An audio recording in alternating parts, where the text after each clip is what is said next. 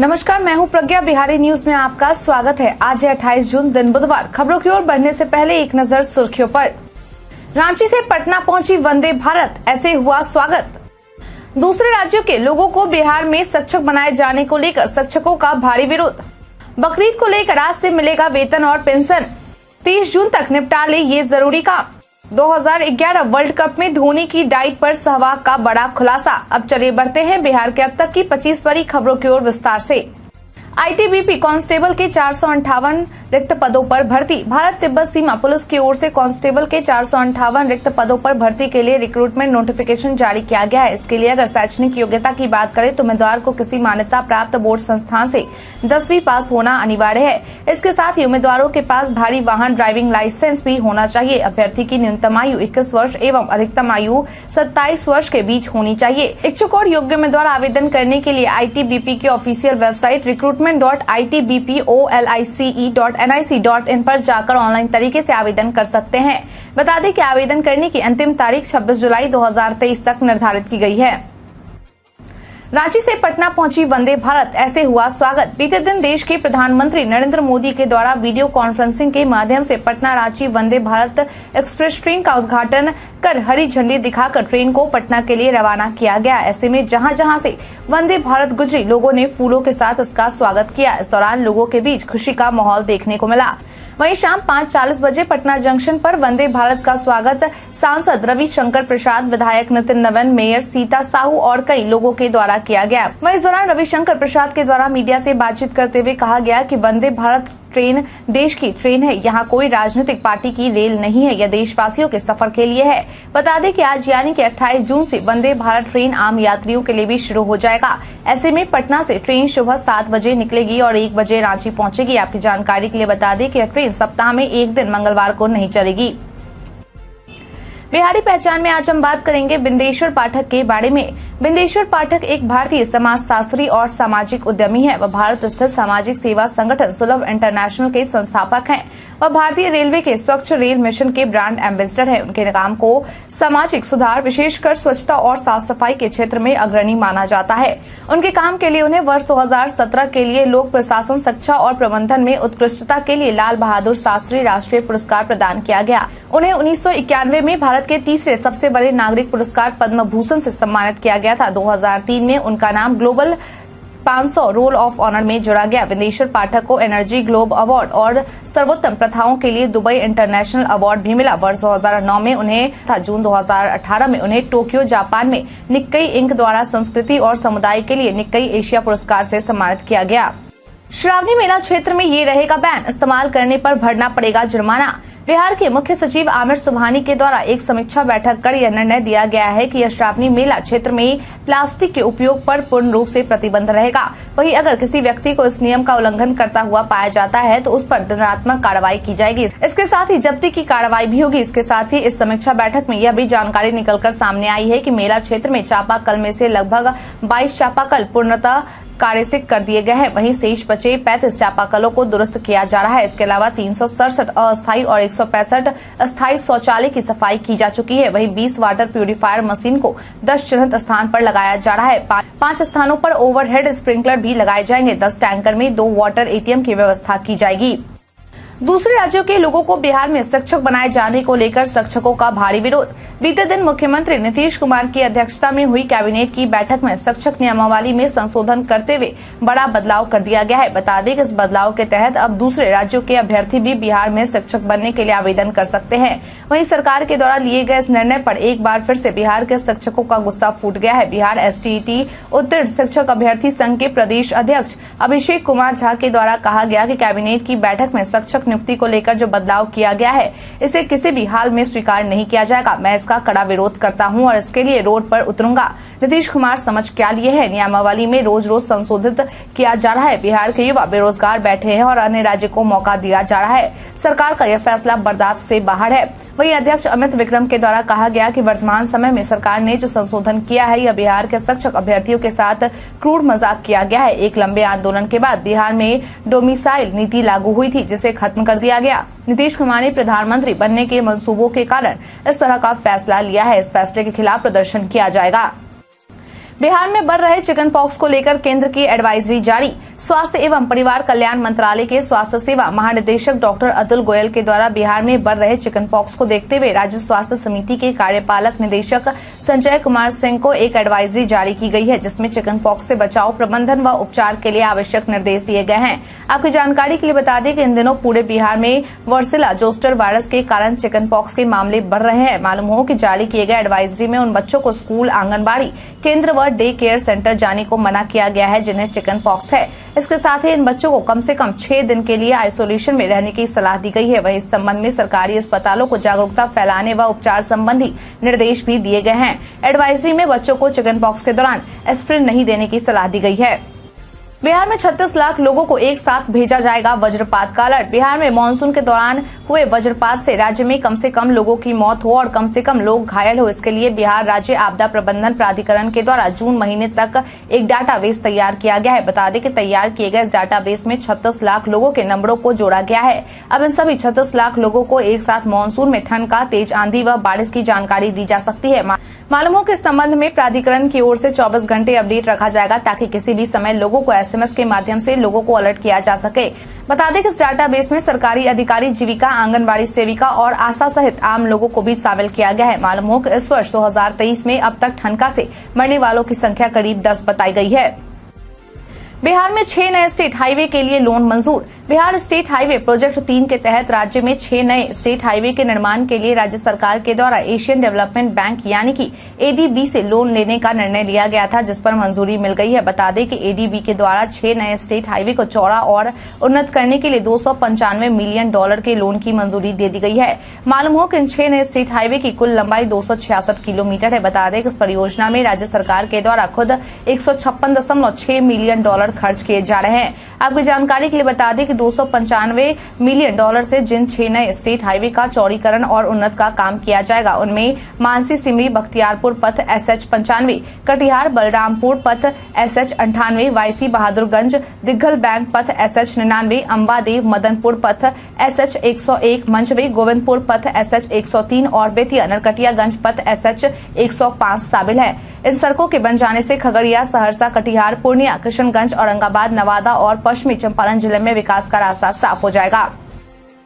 बिहार के पर्यटन में आज हम बात करेंगे सोन भंडार गुफा के बारे में। राजगीर स्थित सोन भंडार गुफाएं आमतौर पर 3री या 4थी शताब्दी के समय की प्रतीत होती है। हमारे युग के 4थी शताब्दी के गुप्त पात्रों में गुफा के प्रवेश द्वार पर चट्टान में एक शिलालेख में वैरादेवा नाम के एक जैन मुनि द्वारा तहखाने के निर्माण का उल्लेख किया गया है। शिलालेख ने स्वाभाविक रूप से गुफा को 4थी शताब्दी का होने की पुष्टि की है। इस स्थान पर भगवान बुद्ध ने मगध के सम्राट बिंबिसार को धर्मोपदेश दिया था। मौर्य शासक बिंबिसार ने अपने शासनकाल में राजगीर में एक बड़े पहाड़ को काटकर अपने खजाने को छुपाने के लिए गुफा बनाई थी, जिस कारण इस गुफा का नाम पड़ा था सोन भंडार। मौर्य शासक के समय बनी इस गुफा की एक चट्टान पर संखलिपि में कुछ लिखा है। इसके संबंध में यह मान्यता प्रचलित है कि इस संखलिपि में इस खजाने के कमरे को खोलने का राज लिखा है। कुछ लोगों का यह भी मानना है कि खजाने तक पहुंचने का यह रास्ता वैभवगिरी पर्वत सागर से होकर सप्तपर्णी गुफाओं तक जाता है, जो कि सोन भंडार गुफा के दूसरी तरफ तक पहुंचती है। बिहार लोक सेवा आयोग ने जारी किए 3 नकलचियों के नाम। बीते दिन बिहार लोक सेवा आयोग के द्वारा 3 नकलचियों के नाम जारी किए गए हैं, जो परीक्षा के दौरान नकल करते हैं और नियमों का उल्लंघन करते हैं। बता दें कि यह तीनों नकलची महिला अभ्यर्थी है, जिन्होंने 68वीं संयुक्त प्रारंभिक प्रतियोगिता परीक्षा में नियमों के विरुद्ध काम किया था। ऐसे में अब इन तीनों अभ्यर्थियों के नाम को सार्वजनिक कर इन पर 12 फरवरी 2023 से 5 साल का प्रतिबंध लगा दिया गया है। यानी कि अब ये तीनों अभ्यर्थी बिहार लोक सेवा आयोग की ओर से ली जाने वाली परीक्षा में 5 साल तक हिस्सा नहीं ले पाएंगी। आपकी जानकारी के लिए बता दें कि BPSC की ओर से जारी किए गए नोटिफिकेशन के अनुसार जिन 3 अभ्यर्थियों पर 5 साल का प्रतिबंध लगाया गया है, उनके नाम है सविता कुमारी, गीता कुमारी और पूजा कुमारी। इनमें से सविता कुमारी के पास से परीक्षा के दौरान फोन बरामद किया गया था, तो वहीं गीता कुमारी अपने निर्धारित स्थान के बदले दूसरी जगह पर बैठ गई थी, जबकि पूजा कुमारी के पास से नकल के पेपर बरामद किए गए थे। Bihar police SI fire officer परीक्षा की डेट जारी। बिहार पुलिस सब ऑर्डिनेट सर्विस कमीशन के द्वारा उप निरीक्षक और sub divisional fire station office भर्ती के लिए ली जाने वाली प्रारंभिक परीक्षा की डेट घोषित कर दी गई है, जिसे परीक्षा में शामिल होने वाले अभ्यर्थी आधिकारिक वेबसाइट पर जाकर देख सकते हैं। आपकी जानकारी के लिए बता दें कि जारी किए गए नोटिफिकेशन के अनुसार इस परीक्षा की शुरुआत 16 जुलाई 2023 से होने वाली है। वहीं अगर इस परीक्षा में शामिल होने वाले अभ्यर्थियों के लिए एडमिट कार्ड की बात करें तो एडमिट कार्ड 30 जून 2023 को जारी किया जाएगा। मालूम हो कि इस परीक्षा के माध्यम से कुल 64 पदों पर नियुक्ति की जानी है। बकरीद को लेकर आज से मिलेगा वेतन और पेंशन। मुसलमानों का पर्व बकरीद 29 जून को है। ऐसे में इस पर्व को लेकर बिहार सरकार के द्वारा यह फैसला लिया गया है कि आज यानी कि 28 जून से ही सरकारी कर्मचारियों और पेंशन भोगियों को जून महीने का वेतन और पेंशन का भुगतान किया जाएगा। बता दें कि इसको लेकर वित्त विभाग की ओर से राज्यपाल के प्रधान सचिव, बिहार विधानसभा के सचिव, एजी, पटना हाईकोर्ट, सभी एडिशनल मुख्य सचिव, प्रधान सचिव, सचिव, ट्रेजरी ऑफिस और स्थानीय आयुक्त बिहार भवन को आदेश जारी कर दिया गया है। आपकी जानकारी के लिए बता दें कि राज्य में करीब 4 लाख कर्मचारी और 3.5 लाख पेंशन भोगी ऐसे हैं जिन्हें बकरीद के मौके पर यह लाभ दिया जाएगा। जीप ने सरातों की बंदोबस्ती नहीं कराई तो जमीन वापस जाएगी राजस्व विभाग के पास। पंचायती राज विभाग के द्वारा सूबे के सभी 38 जिला परिषदों को सख्त निर्देश देते हुए कहा गया है कि वे धारित भूमि के आंकड़ों की समीक्षा करें और इसकी सूची तैयार करें, अपनी तमाम भूमि की अद्यतन लगान रसीद काटे। इसके साथ ही विभाग की ओर से यह भी निर्देश दिया गया है कि भूमि एवं राजस्व विभाग से प्राप्त सैरातों की अविलंब बंदोबस्ती करा लिया जाए, क्योंकि अगर ऐसा नहीं कराया जाता है तो उक्त सैरात को राजस्व एवं भूमि सुधार विभाग वापस ले सकता है। बता दें कि इस निर्देश को विभाग के अपर मुख्य सचिव के द्वारा सभी उप विकास आयुक्त सह मुख्य कार्यपालक पदाधिकारी को दे दिया गया है और साथ ही जल्द से जल्द इस पर कार्रवाई करने का आदेश दिया गया है। इन सब के अलावा विभाग की ओर से सभी जिप को रिक्त पदों पर समयता के आधार पर नियोजन करने का भी निर्देश दिया गया है। बिहार के बाहर वाले अभ्यर्थियों को शिक्षक बनाए जाने पर शिक्षा मंत्री का बयान। बिहार में अब दूसरे राज्य के अभ्यर्थी भी शिक्षक बन सकेंगे। इसको लेकर शिक्षकों का विरोध शुरू हो चुका है।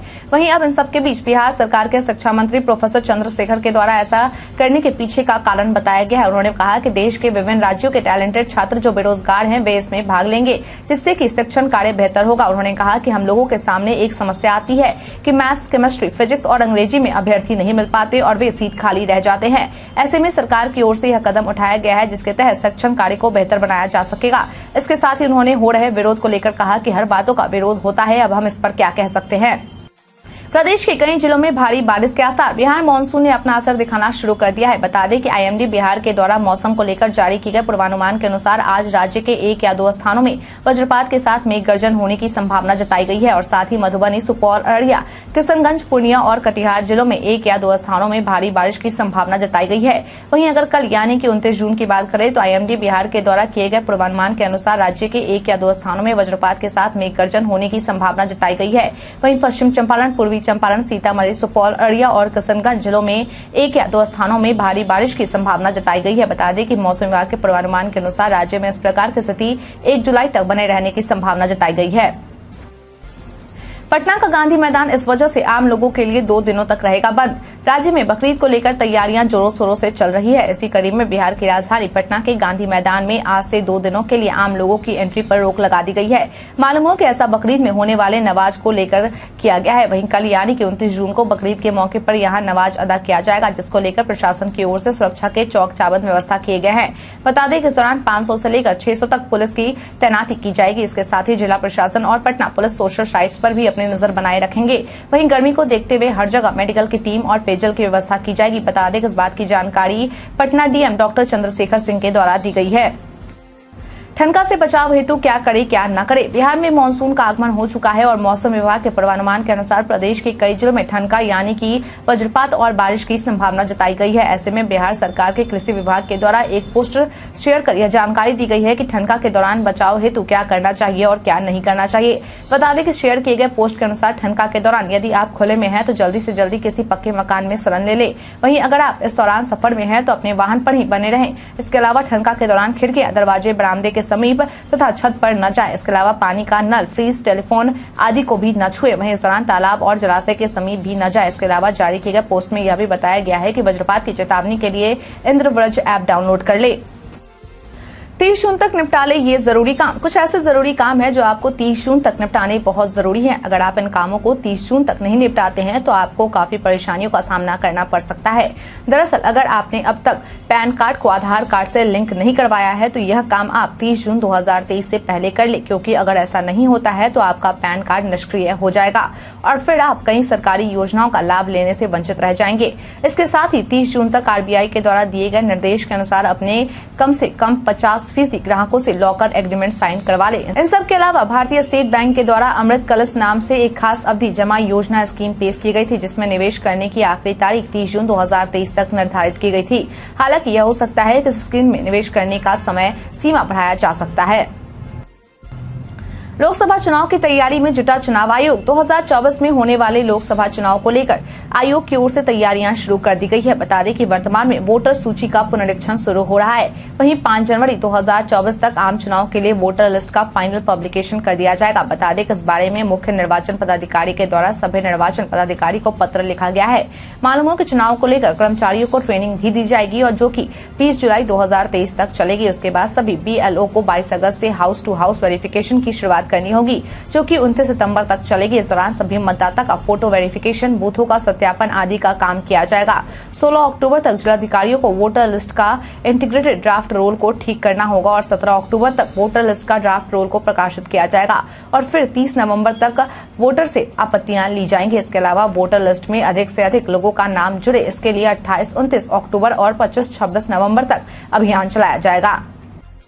2011 वर्ल्ड कप में धोनी की डाइट पर सहवाग का बड़ा खुलासा। एक तरफ जहां अंतर्राष्ट्रीय क्रिकेट परिषद द्वारा ICC 2023 पुरुष वनडे विश्व कप शेड्यूल की घोषणा कर दी गई है, तो वहीं दूसरी तरफ भारत के पूर्व सलामी बल्लेबाज सहवाग के द्वारा वर्ष 2011 में विश्व कप जिताने वाले कप्तान महेंद्र सिंह धोनी को लेकर एक बड़ा खुलासा किया गया है।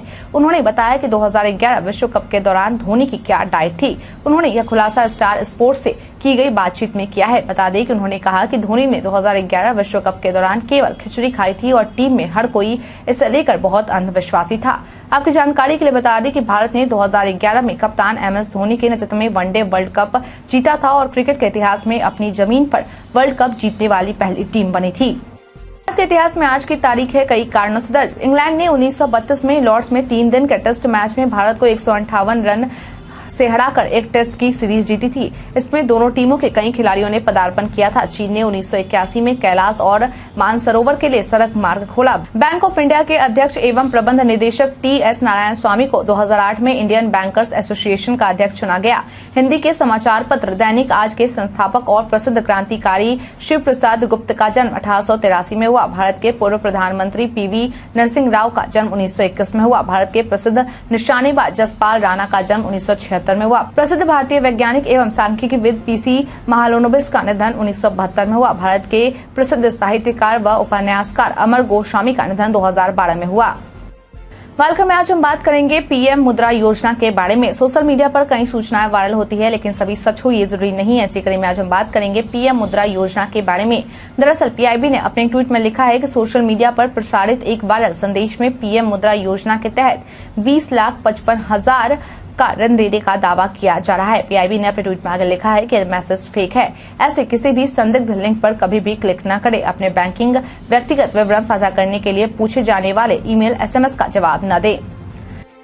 इस दिन से शुरू हो रही अमरनाथ यात्रा मिलेगी ये व्यवस्था। 1 जुलाई से अमरनाथ यात्रा की शुरुआत होने वाली है, जो कि 31 अगस्त तक जारी रहेगी। ऐसे में 30 जून को जम्मू कश्मीर शिविर भगवती नगर से पहला जत्था कश्मीर के लिए रवाना होगा।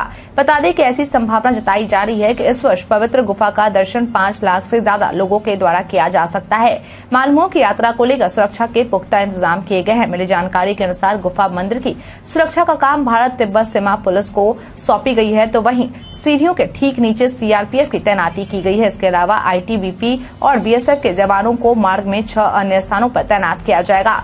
तीर्थ यात्रियों की सुरक्षा की निगरानी के लिए ड्रोन और अन्य आवश्यक उपकरणों का इस्तेमाल किया जाएगा। इसके साथ ही यात्रा मार्ग पर पुलिस सहायता फोन नंबर के साथ होर्डिंग्स लगाने का निर्देश दिया गया है। वाहनों की आवाजाही पर नजर बनाए रखने के लिए कैमरे लगाए जाएंगे। रेलवे स्टेशनों और हवाई अड्डों पर पर्याप्त पुलिस बल की तैनाती की जाएगी।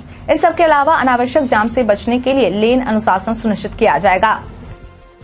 टेलीग्राम में आया फेसबुक इंस्टा जैसा फीचर। आप में से कई लोग टेलीग्राम ऐप यूज करते होंगे। SMS की पॉपुलैरिटी को देखते हुए कंपनी ने टेलीग्राम यूजर्स को फेसबुक इंस्टा जैसा फीचर देना शुरू कर दिया है। दरअसल अब आप इंस्टाग्राम और फेसबुक की तरह टेलीग्राम पर भी स्टोरी सेट कर पाएंगे। कंपनी ने ये फीचर रोल आउट करना शुरू कर दिया है, जो अगले हफ्ते तक सभी को मिलने लगेगा। यह फीचर हुबहू इंस्टा स्टोरी की तरह है, जिसमें आप फोटो, वीडियो और टेक्स्ट शेयर कर सकते हैं। हालांकि कंपनी इस फीचर के साथ कुछ ऐसे ऑप्शन लोगों को दे रही जो इंस्टाग्राम पर लोगों को नहीं मिलती। पहला ये कि आप स्टोरी टाइम को चुन पाएंगे कि कितने देर के लिए लोगों को दिखेगी, जैसे 6, 12, 24 या 48 घंटे। आप ये तय कर पाएंगे कि स्टोरी किस किस को दिखेगी, यानी कॉन्टैक्ट्स, क्लोज फ्रेंड्स, एवरीवन या सेलेक्टेड ड्यूल कैमरा सपोर्ट मिलेगा। यानी आप स्टोरी पर वीडियो के साथ साथ फोटो भी डाल पाएंगे। आप दूसरे के द्वारा डाली गई स्टोरी को हिडन कॉन्टैक्ट्स में मूव कर पाएंगे, इससे ये टॉप पर नहीं दिखेगी। बिहार में दिसंबर तक 2 करोड़ से ज्यादा लोगों को मिलेगा आयुष्मान कार्ड। बिहार के करीब 4 करोड़ 77 लाख गरीब मरीजों का मुफ्त इलाज का रास्ता साफ होने वाला है। दरअसल बिहार स्वास्थ्य सुरक्षा समिति की ओर से ई-केवाईसी को सत्यापित करने के लिए भोजपुर में पायलट प्रोजेक्ट चलाया गया था। एसएमएस प्रोजेक्ट की सफलता को देखते हुए अब इसे राज्य के अन्य जिलों में भी लागू किया जाएगा, क्योंकि समिति का प्रयास है कि वर्ष 2023 के दिसंबर तक राज्य के 2 करोड़ से ज्यादा लोगों को आयुष्मान कार्ड मिल जाए। बता दें कि ई-केवाईसी के सत्यापन कार्ड लाभुकों की पहचान करवाने को लेकर समिति की ओर से जीविका समूह की मदद ली जा रही है। दरअसल ई-केवाईसी का सत्यापन नहीं होने की वजह से कई लाभुक इस सुविधा से वंचित रह जाते हैं। बीते दिन हमारे द्वारा पूछे गए सवाल का आप लोगों में से बहुत लोगों ने जवाब हमें हमारे कमेंट सेक्शन बॉक्स में लिख कर दिया था। जिन्होंने हमारे द्वारा पूछे गए सवाल का जवाब दिया है उनके नाम है कुमारी संजना, संजय कुमार सिंह, मुटू रंगीला, अंकित कुमार, बद्री कुमार, कन्हैया कुमार, मोहम्मद अफजल मंसूरी, अनवर करीम खान, प्रियंका कुमारी, नीरज कुमार, मोहम्मद नौशद आलम, गुनगुन कुमारी, अतीक खान, मोहम्मद सकीर हुसैन, राजीव कुमार। इसके साथ ही बढ़ते हैं आज के सवाल की ओर। आज का सवाल है, क्या आपने अब तक अपने पैन कार्ड को आधार कार्ड से लिंक करवाया या नहीं? आपने जवाब हमें हमारे कमेंट सेक्शन में लिखकर जरूर बताएं। आज के लिए इतना ही। बिहार के तमाम खबरों के साथ बने रहने के लिए देखते रहें बिहारी न्यूज। और साथ ही अगर आप यूट्यूब से देख रहे हैं चैनल को सब्सक्राइब करना और अगर आप फेसबुक से देखें तो पेज को फॉलो करना ना भूलें। धन्यवाद।